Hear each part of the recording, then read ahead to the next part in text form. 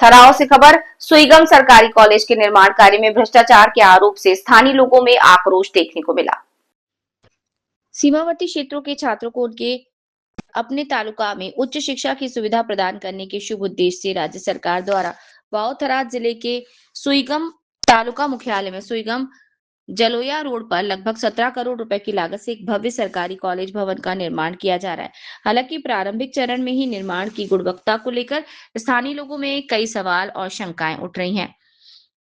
स्थानीय जागरूक नागरिकों के आरोप के अनुसार ऐसी चर्चाएं चल रही हैं कि कॉलेज की नींव सहित प्रारंभिक निर्माण में निम्न गुणवत्ता सामग्री का उपयोग किया जा रहा है। हालांकि निर्माण कार्य में गुणवत्तापूर्ण रेत, बजरी और अन्य सामग्री का उपयोग किया जाना चाहिए, लेकिन आरोप लगाए जा रहे हैं कि निम्न गुणवत्ता वाली सामग्री का उपयोग किया जा रहा है। हालांकि स्थल के निरीक्षण के दौरान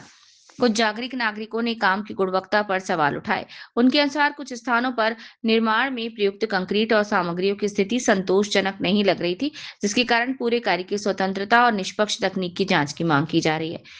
मीडिया में बार-बार खबरें प्रकाशित होने के बाद ठेकेदार और अब व्यवस्था के जिम्मेदार अधिकारियों में कोई हलचल नहीं दिख रही। इसलिए जिम्मेदार व्यवस्था अब जागेगी या नहीं, ये तो समय बताएगा। मारू नाम राजपूत नागजीभाई छे। હું આ નડાબેટ જતો હતો ને રસ્તામાં મને આ કામ થતું દેખ્યું તો મેં આવીને મને માહિતી મળી એ મુજબ આ કામ લગભગ 17 કરોડના ખર્ચે બને છે, જે કોલેજનું કામ છે અને સરહદી વિકાસ અંતર્ગત કંઈક બને છે આ કામની જે મેં ક્વોલિટી દેખી તો રેત એકદમ ખરાબ, અમારે જે રણ છે જલોયાનો એ રણનો છે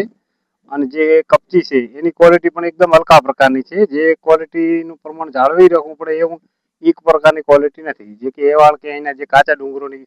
કપચી છે એ કપચી વાપરવામાં આવે છે અને સિમેન્ટ પડેલી છે એની ક્વોલિટી પણ કંઈ સમજાય નહીં। આ વિસ્તારમાં ના વપરાય એવી સિમેન્ટ છે। 53 ગેજની સિમેન્ટ તો છે પણ સિમેન્ટની કંપની કંઈક નવી છે અને સિમેન્ટની ક્વોલિટી પણ કંઈક નીચી હોય એવું લાગે છે, એટલા માટે કે આ જે પ્લાન્ટમાં સિમેન્ટ પણ ખરાબ હોય એવું અમારે પ્રાથમિક દ્રષ્ટિએ અમને લાગે છે કે સિમેન્ટ પણ ખરાબ વાપરવામાં આવી છે અને આ પ્લાન્ટ જે બની રહ્યો છે અત્યારે જે કામ ચાલુ રહ્યું છે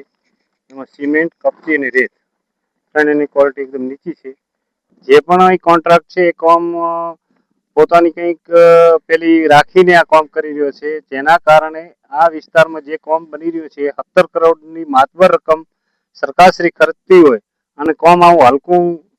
સરકારી નીતિ નિયમો વિરુદ્ધ થતું હોય તો આ બાબતમાં સરકારે પણ તપાસ કરવી જોઈએ અને આની લેબમાં તપાસ થવી જોઈએ કે આ ક્વોલિટી કેવી રીતે વાપરે છે।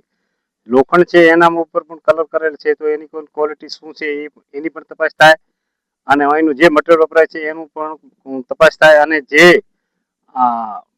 રાખવું પડે પ્રમાણ, જે